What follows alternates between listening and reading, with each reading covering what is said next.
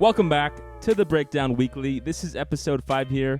As you guys might notice, no use today. I think this should be his last time away from the videos because fortunately, he's finishing up his move, which you guys know takes a lot of time and manpower, and so he won't be here today, but should be back coming this weekend when we record some more videos. And we felt like we had to do a video because there's some big news coming out from, deals that have been in the works that are no longer in the works to new deals popping out of nowhere and so much in between that we thought we had to cover. So today we're going to cover Wijnaldum and the last-minute effort by PSG that seemed successful to take Wijnaldum away from Barca. We'll speak about Koeman staying and Laporta's comments. Then I'm going to talk about the international break and how some of our players are doing. Messi scored a goal, right, which is always good to see, though it was from a penalty. We'll then talk about Aymeric Laporte from Manchester City and how we might have another Manchester City center back coming to Barca. Then we'll talk about Dembele in a talk I don't want to have because, unfortunately, with the reality of his contract ending next season, there might be a chance we lose Dembele or have to trade him this summer. And then finally, we'll talk about Jose Gaya, a La Liga Valencia player who might be coming to Barca to give some competition, much-needed competition, I might add, to Jordi Alba. So let's get into it. The first thing we're covering today is Wijnaldum.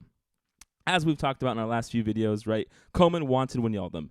Wijnaldum is definitely a Koeman choice, in large part because Koeman had coached him as the Dutch national team manager, and it looked like he was about to come. We had put out a video where I was saying that I like Wijnaldum. I think, with so much experience from Wijnaldum, playing for Liverpool for the last 4 years, and, one of the best teams in Europe, and we have a team full of youth. We have Pedri, Elish, Frankie de Jong, Ricky Puig, right, Collado, some other choices here that might come up from the La Masia talent system, but unfortunately they don't have a lot of experience. And as Boosie gets older, and hopefully next season we don't rely on Boosie every game like we did for all of 2021, I was hoping Wijnaldum could come in kind of like Paulinho had, kind of like Arturo Vidal had, right, and serve some very useful minutes and provide some stability, right? A box-to-box midfielder providing us that attacking threat, that knack for goal that maybe, Pedri and Frankie don't have. And so I was pretty excited. However, at the last minute, it looks like PSG have come in and offered Wijnaldum double the money Barca are offering, which for any player, that's a big thing to turn down. And it seems like he is going to sign for PSG on a 3-year term. One thing that must be said here that I'm pretty happy about is Laporta stood strong. Whereas in previous seasons, Bartomeu, it probably would have happened that PSG comes in, they offer more money, and then Bartomeu might have offered even more ridiculous wages, which is part of how we got into this whole wage dilemma we're in right now. Laporta, he spoke with Wijnaldum. He told them what we had to offer. If he can't accept it, hey, we have to move on, which is really good because that's how you avoid having this crazy wage inflation that Barca have had over the last few years. It said that Pochettino, who had wanted Wijnaldum back in 2016 when Poch was coaching Spurs, was key and spoke personally to Wijnaldum to try and get him here. At the end of the day, I think Koeman's going to be pretty upset because this was one of the players he felt pretty good about. At the same time, though, Laporta did everything. And as we transition into talking about Koeman staying, the one worry I do constantly have for this next season is how much Koeman and Laporta will be able to work together productively to make sure that we have the best season we can. As I've said on previous YouTube/podcasts, I've talked about how Laporta is saying, hey, Koeman, we'll keep you if we don't find someone better in the next few weeks. That can't instill Koeman with a lot of confidence, but Laporta came out earlier this week and he spoke right to the people again, which, is another plus for Laporta. He's coming out talking directly to us fans, telling us his decisions, and he said that we're convinced next season will be great, and that Koeman is committed, and that Koeman should be our man. And speaking to my fears, Laporta came out himself and said, hey, if Koeman had any uncomfortable feelings or, any heartache, he would apologize. And, I think that does something. Sure, it is just, words in a press conference to try and make the situation sound better, but those are big words for the president to say that, hey, I would apologize to Koeman if he feels discomfort. But he didn't just, offer that apology. He also said that he wants more from Koeman. He admitted what his apprehensions were and why it wasn't just straight Koeman, what's on the board for next season, why there was some deliberation done by the board and by Laporta. And he said that he wants to see a more offensive mindset next year, and he wants to see more intensity overall. as we look back on why Koeman is staying, we have covered this in a few videos. I think the main thing is, one, there was no other coach ready. As much as a lot of Barca fans wanted Xavi to come in and to be the replacement for Koeman, I just don't think Xavi is ready and has enough, at least European experience to come in. And as I told Yusuf a few videos ago, I have this big worry, right, is that if you set up the scenario of a team in disarray, of an old Barca legend in Xavi coming in, he's going to be stuck in the same situation Koeman was, where basically we throw them to the wolves, and if we don't exactly, match up to the standards that Barca have as a team, he was going to be torn down so soon. And we saw it happen with Koeman, right? Even though Koeman is getting his second year, I just really didn't want it to happen to Xavi if he's not ready enough for the job. And then the other big thing here is that it would have cost us 13 million to sack Koeman, right? 13 million euros, which is a heck of a lot of money for a team in financial distress. On top of that, we would be paying the wages for a new coach. And any coach that's coming to Barcelona is definitely, stepping up in their profession, and they're going to want a bigger pay raise. And so that just didn't really make sense for us. And so as we move into the international break, which is pretty exciting because as we all love to see, it's great to see our players all around Europe playing with or in South America playing with different teams, getting different experience, right? We saw Messi against Chile score a penalty and look pretty good. He almost had 2 free kick goals, but unfortunately our old and dear friend Claudio Bravo was on his night and, had some tremendous saves against Messi. But it was good to see Messi out there. He looked very active, very intense. He put away the penalty, which, for the last few years, right, Messi on penalties hasn't always been the surest thing, but I saw him step up there with a lot of confidence and put it away, which was really nice. We saw Braithwaite score a header actually on Sunday today against Bosnia. And then we saw Depay score, I believe, 3 times in the last week. He scored a penalty versus Georgia and then scored twice to secure a tie for the Dutch national team against Scotland, which was really good to see.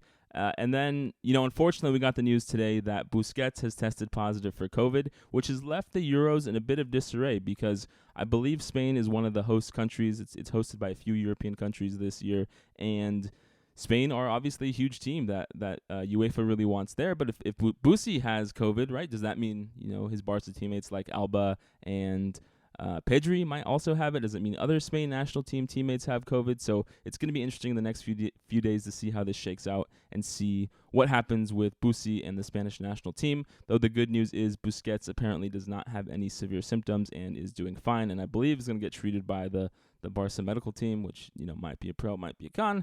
And then finally, we have our French big duo in Griezmann and Dembele. They both scored earlier in the week, right? Griezmann had a great shot from outside the box that went in after some interplay with Mbappe, and then Dembouz had a great goal scoring off of a rebound off the post from a Benzema shot, and Dembouz put it away. And so it's good to see both of them get confidence.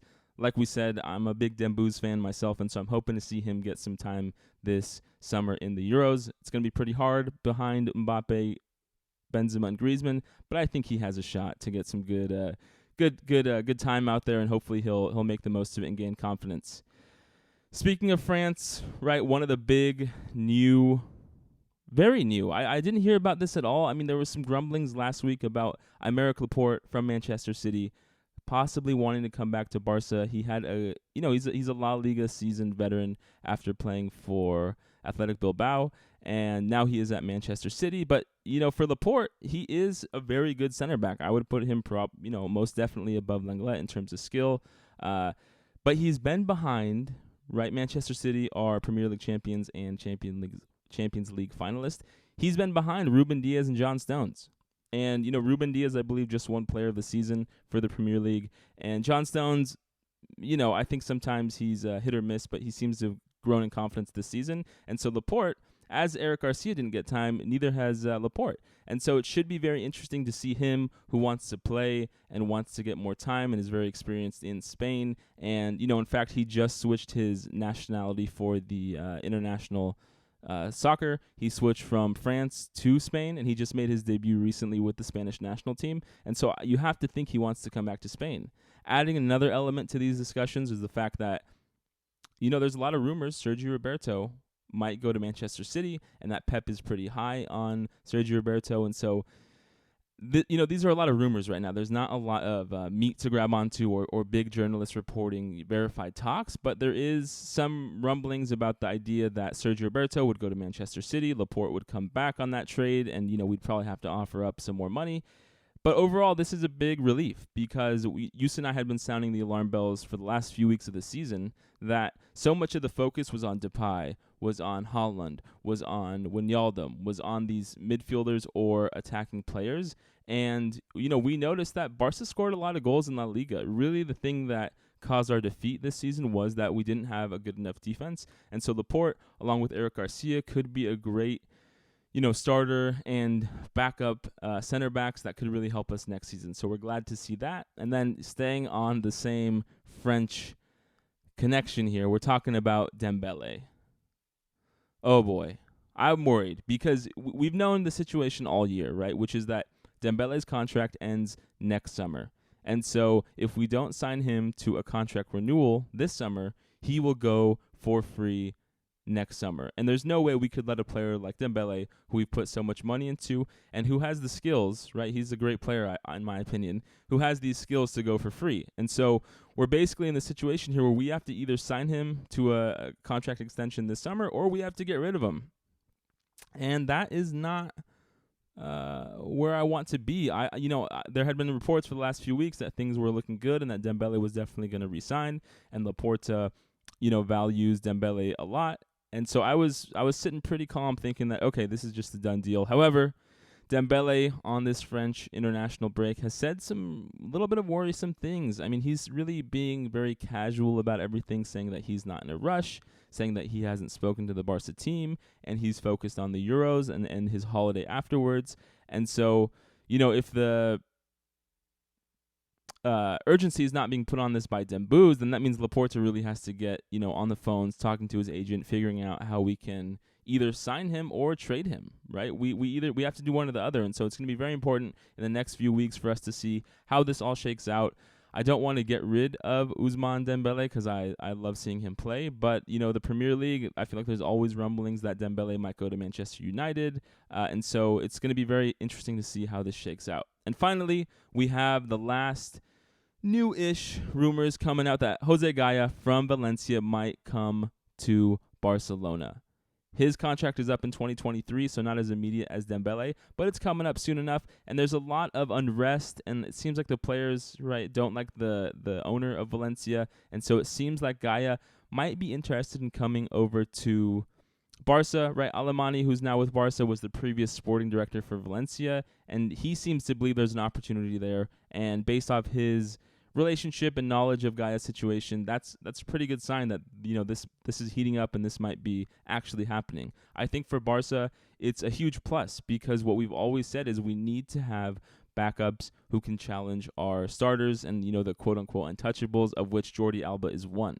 And so if we're able to get Gaya, we're able to get Jordi Alba some pressure, I think that does so many good things for our team. One, we won't see that same rundown tired squad that we see at the end of each of the last 4 or 5 seasons, where Valverde, Setien, Koeman, they seem to lock into our best lineup because there are so few alternatives. We just play these same players over and over, and then we get run out in the big Champions League or the big La Liga games, and I don't want to see that again. So having a backup option for Jordi Alba is going to be huge, and Gaya on his own is a good player, and so it's going to be good to see him play, as well as hopefully push Jordi Alba to be a better player this season. So Wijnaldum news, not great. Dembele, we're unsure of, but the fact that Laporte and Gaya might come to Barca is overall pretty good news. And so I want to hear in the comments, what do you guys think?